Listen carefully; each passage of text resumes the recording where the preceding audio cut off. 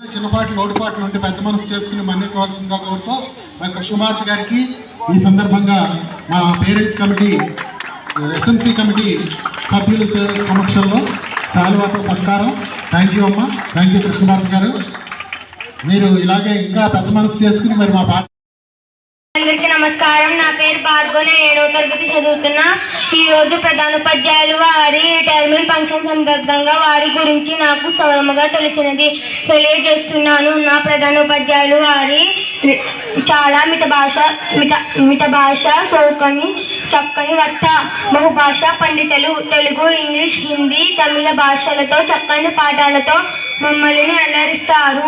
టీచర్లు సెలవు పెట్టినప్పుడు మాకు ఎన్నో లెక్కలు చెప్పుతారు. మమ్మల్ని ఎంతో బాగా చూసుకుంటారు. విద్యార్థుల్ని ప్రేమగా రాజా, చిన్న అని పిలుస్తారు.